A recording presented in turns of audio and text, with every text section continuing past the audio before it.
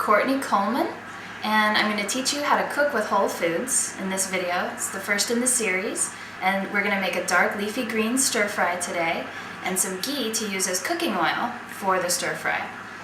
And I want to go over a little bit about the benefits of whole foods versus processed foods and why we use ghee as a high temperature cooking oil. So what I did, I'll start with the oil first. I put 3 sticks of organic butter, unsalted organic butter, in this little saucepan here on low for about 10 to 15 minutes. And I'm watching it as it separates and slowly the milk solids rise to the top and sink to the bottom. And you get a clear golden layer of fat in there. It's the butter fat, but it's very stable at high temperatures and doesn't change molecularly when you cook with it. So it's really good for you, in moderation of course. People who have real high cholesterol probably want to watch out because it's got about 80% the cholesterol that butter has. But it's very good for not changing molecularly at high temperatures and becoming trans fatty, like just refined canola oil, soybean oil, corn, vegetable, all those oils you find in the grocery store and plastic containers on the shelf at room temperature are no good for you. Oils should be unrefined or extra virgin. You want them in the fridge or below 65 degrees, maybe somewhere low in your pantry, and in glass containers away from heat, air, and light. And there's certain oils for medium temperature and certain oils for high temperature. What we're doing today, we're going to do a dark leafy green stir fry with carrots and kohlrabi, and it'll be on medium heat for maybe 10 minutes. So I consider that high temperature, and the ghee imparts such a wonderful buttery flavor. Everybody loves it. Another one for high heat is the coconut oil, the grapeseed oil, peanut, palm, and also what's called palm kernel. For medium heat, so if it's just like eggs or a real quick stir fry, you can use olive oil, sesame oil, almond, apricot kernel, and avocado oil. And again, always, the label should say unrefined or extra virgin, or preferably organic. So processed foods, which come in boxes and what we've been eating in our country since about the 30s and 40s, have been stripped of a lot of natural vitamins and minerals that are present already in the food, like the outside covering of the grain. When you break open a grain and you have it at room temperature in a plastic bag, the oils inside that grain also change and become rancid over time. So ideally, we're keeping the grain whole and cooking it ourselves. In the second video, we'll make brown rice and a big pot of black beans. So you'll get to see how that's done too. But whole foods are so much better for us than these processed foods that go in and over time are real big factors in cancer, degenerative bone loss and tooth decay, diabetes, and heart disease. A macrobiotic diet, which is the Oriental tradition of healing with whole foods, is over time very healing and revitalizing to the body. And all of us, based on our blood type and thus our ancestry, what our ancestors ate mostly, are very different constitutionally. So some of us can have a real high level of energy from mostly grain on their plate and very little meat, and then the other part would be veggies. And some of us with like maybe a type O blood type do best and get a high level of energy from mostly meat, lean red meat, and mostly vegetables and very little complex carbohydrates. And maybe fat for both of them would be about 10% of the plate. But we'll talk about that in session number 2, or the second video as well. But I want to go over all those things because there's so many factors in finding what works for you. I encourage people to experiment with different philosophies to find out what works best for them. So maybe you experiment a little bit with the blood type diet. I recommend Peter D'Adamo's book, Eat Right for Your Type. That's a wonderful, wonderful resource. Also, Ayurvedic typing to find out whether you're kind of an excess type body type or a deficient type body type. Ayurvedic typing goes into 3 body types, the Vata, Pitta, and Kapha. And to find out what is your type and also to read about what foods balance that type can be very helpful. And then if you read into macrobiotics, again, the Oriental tradition of healing with whole foods, and by the way, Ayurvedic is East Indian, but macrobiotics talks about real excess, robust people or deficient people, and foods that balance each of those. So maybe it takes you 6 months, maybe it takes you 2 weeks to figure out what works best for you. And also we all need a different ratio of fats to proteins to carbs on our plate. So going back to blood type, whether you need lean red meat or maybe chicken every meal, or maybe a little eggs or chicken or fish once or twice a week if you like your type A blood type, and that the ratio of whatever type of protein is best for you to fats to carbs on your plate is different for everyone. That's called metabolic typing. So I'm going to also recommend 2 other books while I'm thinking of it. The Ayurvedic Cooking for Westerners by Amadea Morningstar is wonderful, and she goes into some description of the 3 doshas or the 3 body types and how to eat accordingly. And then the Self-Healing Cookbook by Christina Turner. Excellent primer in the whole philosophy of macrobiotics and being able to learn how to eat with the seasons and eat according to how you feel that day and tune into your own needs through your intuition. It's just wonderful. It talks about mood and level of energy in relation to what we eat and how we, it's mind, body, spirit practice through healing yourself with a whole foods diet. It's wonderful.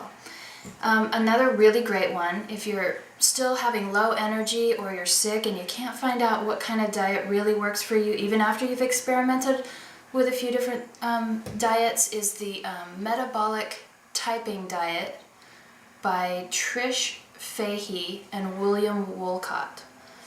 And also another really good one for that would be Your Body Knows Best by Anne Louise Gittleman. Another thing that we need to talk about a little bit is getting rid of refined sugar, refined salt, and refined white flour out of the diet. Those refined foods are stripped of their natural state, and refined sugar is actually considered a toxin. It goes into the body and it robs you of vitamins and minerals. It actually pulls them from you. Refined salt is another huge culprit in people with hormonal imbalance and blood pressure issues. Whole sea salts, which I recommend, are full of trace minerals and the minerals that our bodies do need.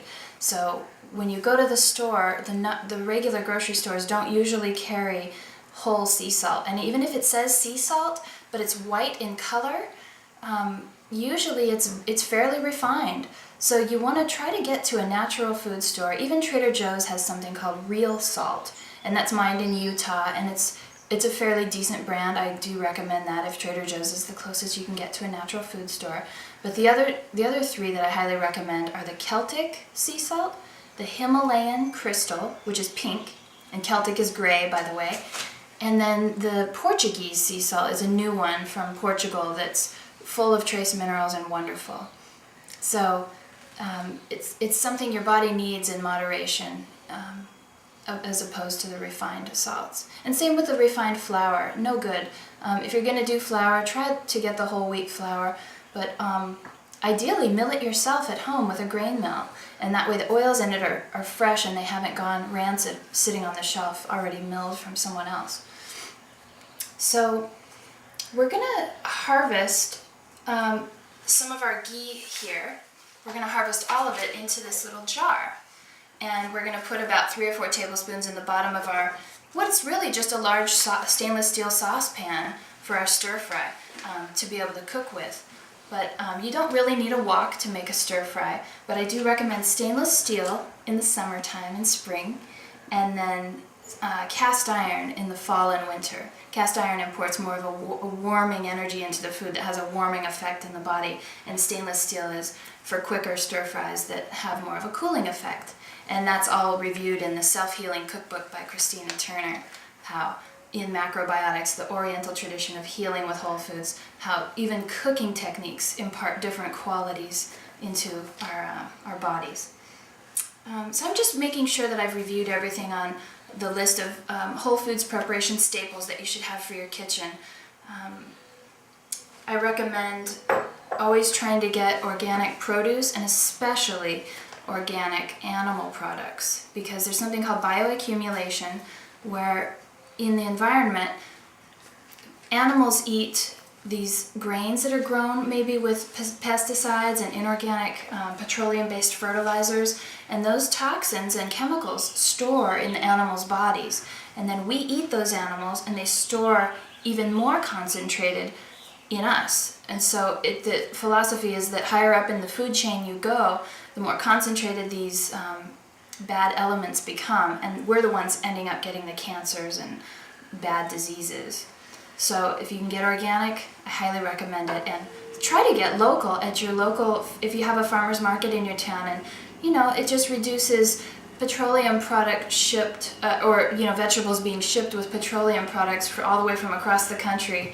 And usually people at local farmers markets, they don't use pesticides a lot of the time, and they have more of a conscious or sustainable way of going about producing the food, which I condone, which a lot of people do these days. So let's go to our ghee, and if we can see that there's a nice layer of milk solids on the top of this ghee that I'm going to skim off with a spoon. And because this is organic butter, these milk solids aren't bad for you. It's just something we don't want to cook with because the milk solids burn when you cook with them. So I'm going to harvest this into a little bowl to put to the side, but you could incorporate these milk solids into your big pot of beans or a casserole if you wanted more of a rich, satisfying, hearty, heaviness to your food, which I recommend in the winter.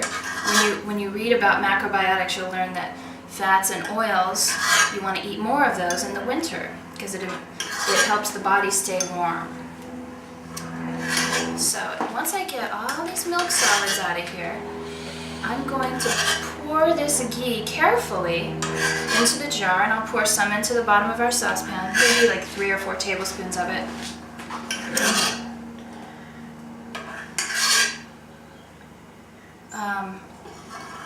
There's also a layer of milk solids on the bottom of this pan. So I'm going to pour it real carefully into this jar with the lip, or this pan has a nice lip for pouring, and it was only like a $23 pan, and I use it all the time for ghee, but it's easy to use for ghee because of the lip. I'm going to put maybe 3 tablespoons in here to cook with. And then we're going to get the rest of it into this jar. And I'm going to pour it real carefully because we don't want the milk solids from the bottom of the pan to slip into the jar.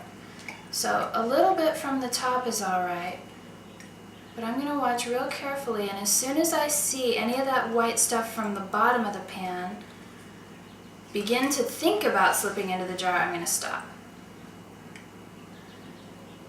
There we go. So we got what we were going to get out of that. That was about 3 sticks of organic unsalted butter.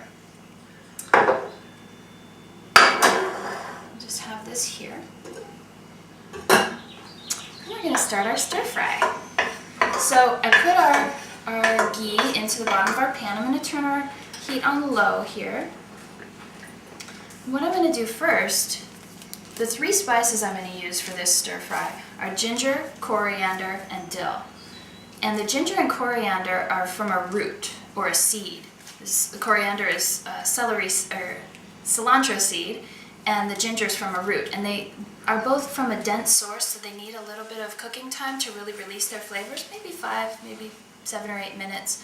So I'm going to sprinkle some of these with our ghee because I know that's how long our stir fry is going to be on for. It's just 7 or 8 minutes. So I'm just going to sprinkle about maybe a tablespoon and a half's worth of ginger in the bottom of this saucepan. And coriander, a little bit less. Coriander can be real strong and perfumey, so maybe I'll do like a teaspoon and a half of this coriander. And what I like to do is add about a quarter to a half cup of water. So I'll be right back.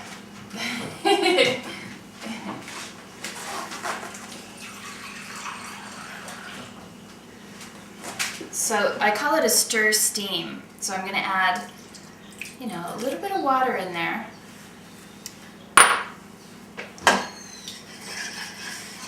going to stir up the spices and the ghee and the water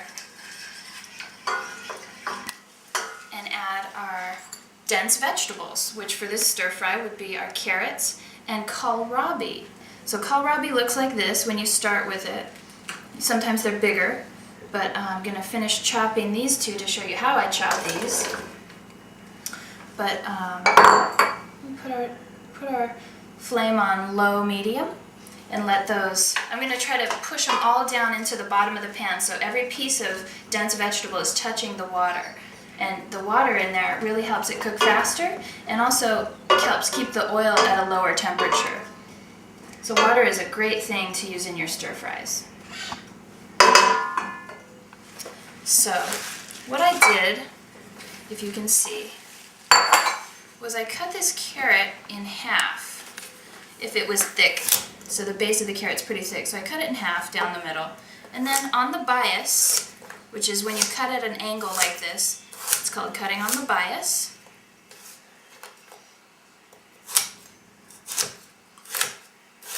And I'm going to throw those in.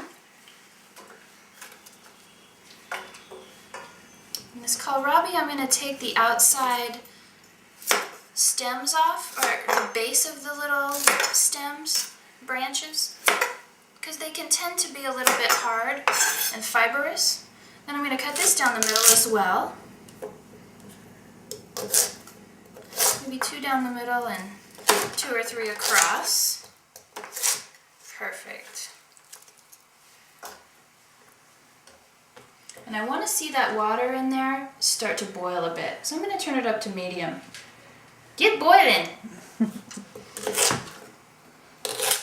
And then we'll put in our kale after about 3 minutes of this steaming in here. And I'll stir it once or twice.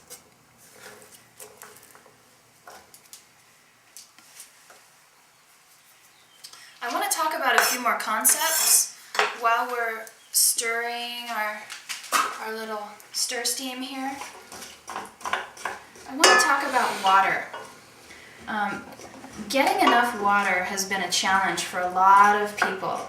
And I started recently getting enough water, maybe 2 years, 3 years ago. And what they say,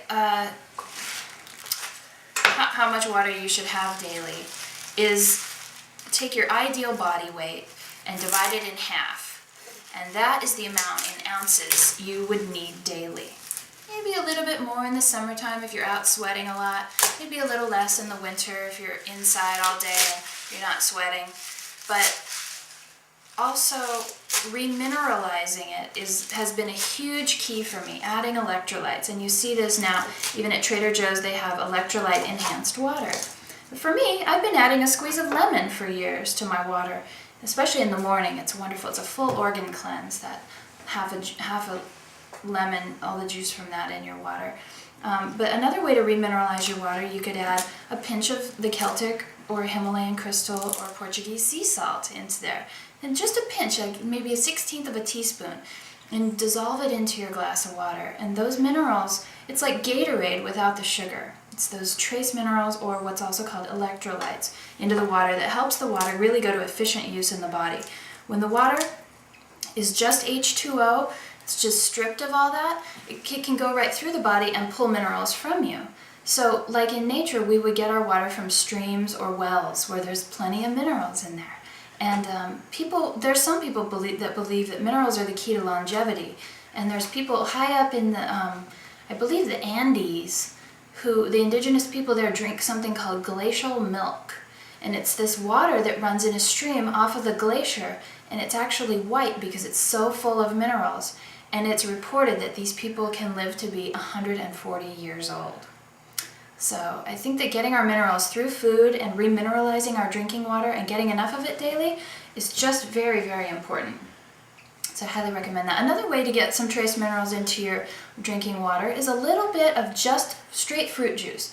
Like if you have 100% just fruit juice, maybe just like a ½ ounce of that in there, that adds electrolytes. Also, apple cider vinegar. It's a wonderful tonic for the body. It's alkalizing, helps prevent arthritis, helps improve digestion. all of these benefits to the body that apple cider vinegar imparts. It can also be very drying. So if you have damp conditions like candida or real heavy and oily skin, apple cider vinegar helps to dry out. It's astringent, and it's a tonic, full body tonic. I highly recommend apple cider vinegar, but that adds trace minerals as well. And maybe just a teaspoon, as much as a tablespoon, into your 8-ounce glass. But the way I get enough water, see, I weigh about 140 pounds, so I drink about 70 ounces a day. And you know those 1-quart mason jars? Well, I drink a full one of those at just room temperature water. I may even add some water from the tea kettle to warm it up a bit to body temperature before I drink it. Because if you drink body temperature or warmer water, the insides, the esophagus and organs inside don't go, ooh, that's cold. So when we drink cold water with ice, that's kind of what happens, is we have a constricting effect. So I squeeze a half a lemon into my lukewarm or warmer than body temperature water, and I drink that full quart in the morning. And then I have breakfast a couple hours after that water has gone through me, because I don't want to dilute my stomach enzymes. I don't want to drink at the same time I'm eating my meals. So I basically space it out throughout the day around the clock, where I drink when I first wake up in the morning. Maybe I'll have some tea as well. And I eat breakfast an hour or two after that. They say wait at least 45 minutes, half hour, 45 minutes after you drink. And then after you eat, wait at least 2 hours before you drink.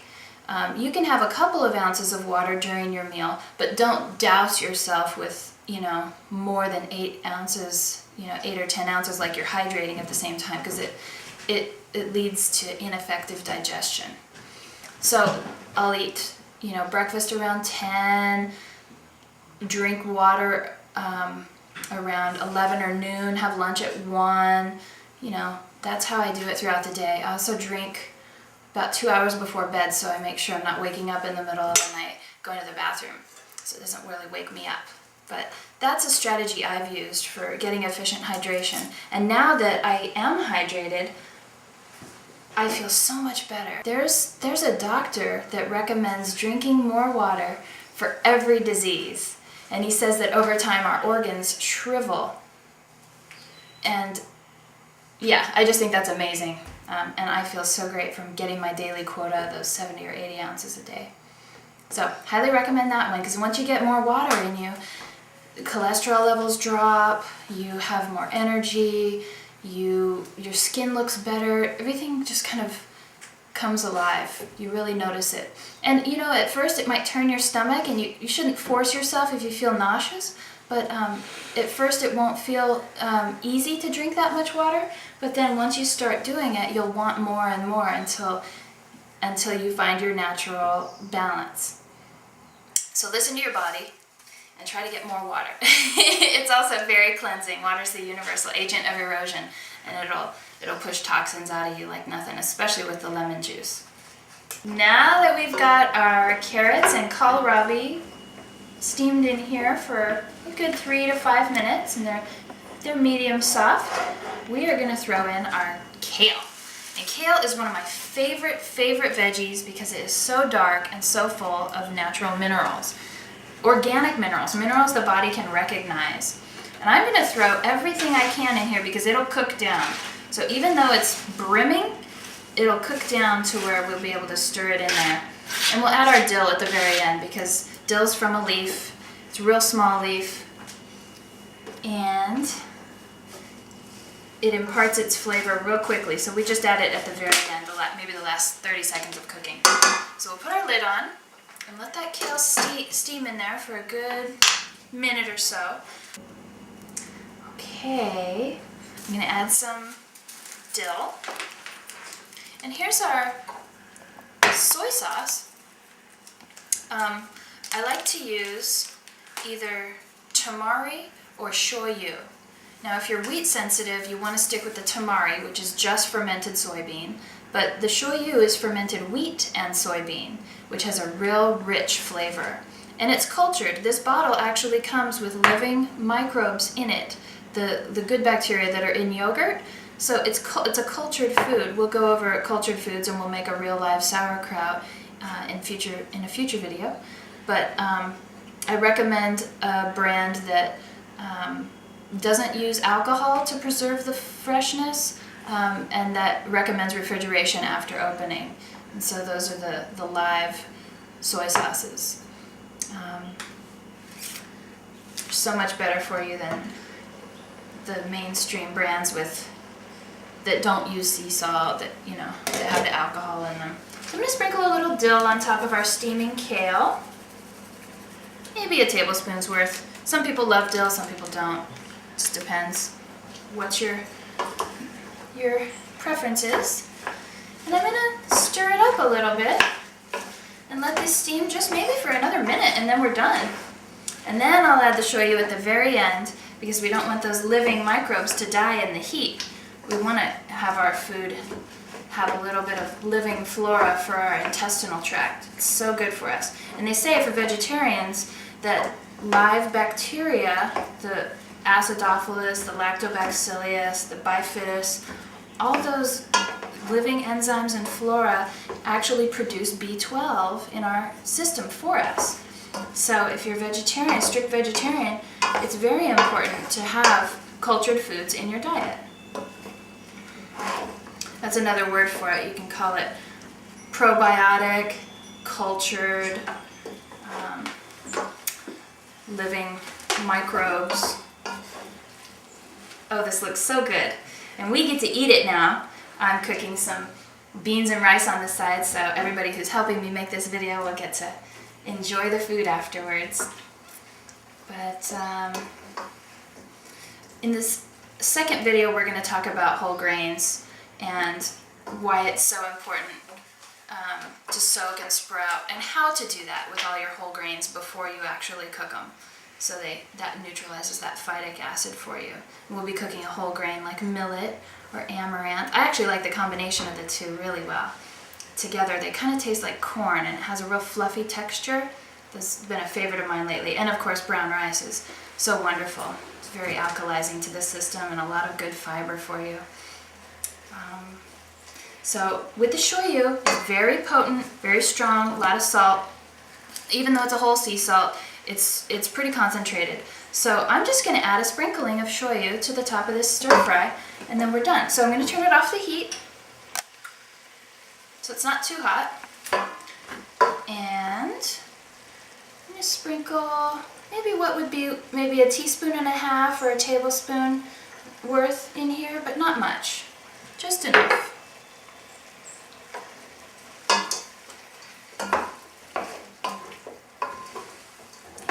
It all around. See, and the water in the bottom is great because you can take all the veggies through it, and the herbs and spices get all over everything, and the shoyu dilutes with the water and gets all over everything, and it's not too concentrated. See, if we didn't have any water in there, you might get a real salty bite of kale or broccoli, but with the water in there, it just spreads it all out and makes it real medium. So I think that's it for now. I hope you enjoyed this. And I give phone consultations. If anybody has questions, you can always call me at the phone number here. It's 805-547-9073. And I would love to talk to you about your particular constitution and any questions or goals that you have in healing your body with whole foods. And go from there. Thanks.